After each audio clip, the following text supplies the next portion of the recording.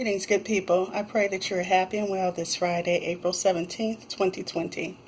L.A. Wheaton here, introducing my original story, Scaredy Cat, one of many from my horror suspense anthology series, titled L.A. Wheaton's The Turn. Thank you for listening and sharing a bit of your today with me. Enjoy. And now, Scaredy Cat. Perspiring, Anne Selma ascends the dark project flat stairs to reach a dim-lit door at the top. There is the number 771 on it. Relieved, it is the same number on the crumpled piece of paper in her sweaty palm. She half knocks, and the door is opened quickly by a bright-eyed child. "Squeak! Get the hell away from that door! What the hell is wrong with you?" The young girl's enraged mother yells. Miss Llewellyn snatches the child in one hand and rotates a skillet in the other. She looks at Anne coldly, silently. Anne stammers. "It took me quite some time to find your address. You must get that a lot, that your visitors have a hard time finding you." Miss Llewellyn does not blink, shoving the child away. Anne speaks a little too softly. "Your street signs were all turned the wrong way for the last 3 blocks leading me here." The new child protective servant, her voice strengthens now. "And now that I'm here, I need to speak with you why I was sent today. My office received a call of some abusive yelling heard from your apartment." Miss Llewellyn steps forward and moves her eyes down the stairwell. Anne continues. "It is my department's responsibility to ensure the safety of the children here in this apartment." The women astutely eye one another. Squeak appears at her mother's side, steps forward quickly, places something in Anne's hands. Anne glances at the beleaguered child, bruises on her small hands and arms, feigns a smile, and returns her eyes to Miss Llewellyn's unchanged, steely face. An orange tabby cat strikes into Anne's legs and down the stairs, causing her momentary imbalance. Anne controls her abrupt gasp, enough to utter, "I must leave now. I'll return later." "You do that," Miss Llewellyn answers. Anne hears the door slam a flight behind her as she stumbles desperately, clutching her blouse, sobbing silently and gasping for air. Anne enters her apartment, sweating, with makeup smearing her cheeks to a ringing phone. She unclutches her hand, still clinging to the object the child placed in it. It is a cat magnet. She drops it as she answers the phone. "Yes, hello." Anne is able to calm only her voice as her heart beats violently and her body shakes. Her supervisor inquires, "You found the place today?" Anne stares at the cat magnet on the floor. "Yes, I found it. I'll report all data by tomorrow evening." Early next morning, Anne startles out of sleep and reaches for her journal. She records, losing excessive sleep, suffering depression over a cat. Her eyes temporarily disengage the page, distracted by the gleam of the magnetic cat that has fallen from her tipped purse, illuminating ominously in the dim morning light. From her journal drop many repetitive feline drawings sprawling across her floor dating back 8 weeks previous. She gives a depressed sigh and wipes away a helpless tear. Anne drags herself to her kitchen window and opens the curtains in an attempt to awaken, to ready herself for the return visit to Mrs. Llewellyn's today. There below, the orange tabby glares at her. Hopeless, she gives a frustrated sigh, bringing down her trembling hand. to grasp her full coffee mug. She instead tumbles it, and it breaks into pieces that fly across the small kitchen floor. She drops her head, looking past the silently hissing cat. Anne's mind spirals back to Dr. Kermit's office, a psychoanalyst she sought 2 months ago. She tells him, "I was driving home from Leah's party, early evening, not dark at all. I had nothing to drink, actually felt sick, why I left early. This cat came out of nowhere, nowhere, racing. Its timing was unbelievable. I hit my brakes so hard I thought the impact of my body against the steering wheel would implode my airbag. I didn't see the cat spring out left of my car, so I know I got her." "You referred to the cat as her?" Dr. Kermit inquires.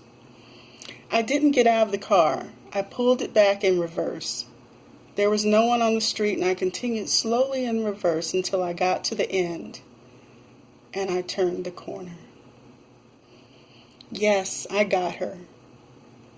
Tears saturate Anne's face. In that moment, in Dr. Kermit's office, Anne's mind returns her to the present. "Please, don't think I'm crazy, doctor. No, of course not. Every other time I look up, I see an orange tabby, this look-alike cat that I hit about 2 months ago, at odd times, anytime." "And you feel this much guilt?" Dr. Kermit asks her. Anne raises her head to look the doctor in the eye. She opens her mouth to speak. Dr. Kermit interjects. "We all make mistakes. Your problem is that you haven't told anyone till now.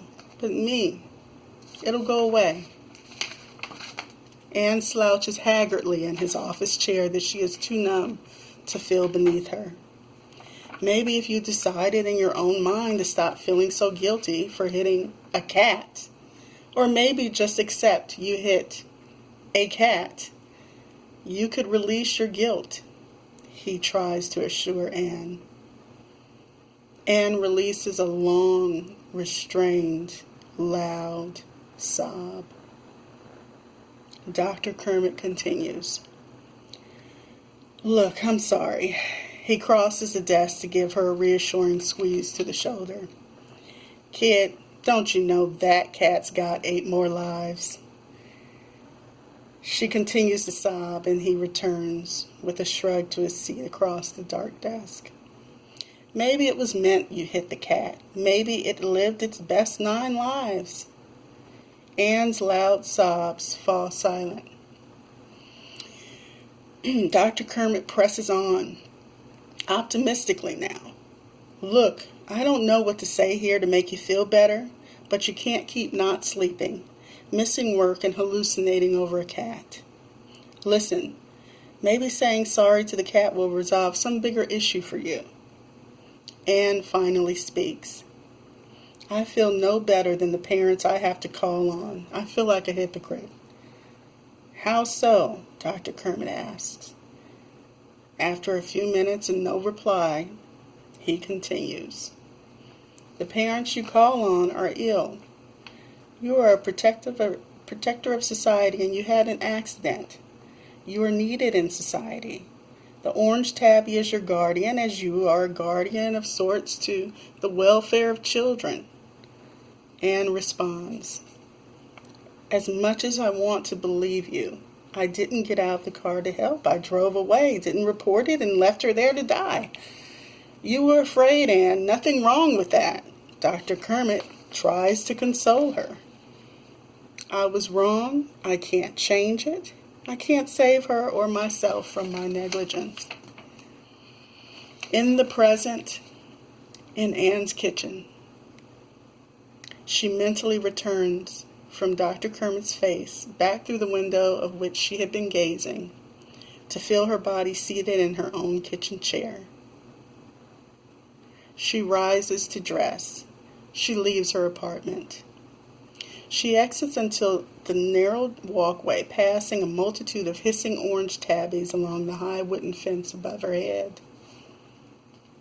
At the street, she sees herself driving, then hitting her brakes as an orange tabby is crushed under her front left tire, and she sees a young girl snatched, pulled, now unseen, under her front tire. She walks into the street, approaches the bleeding head of the cat.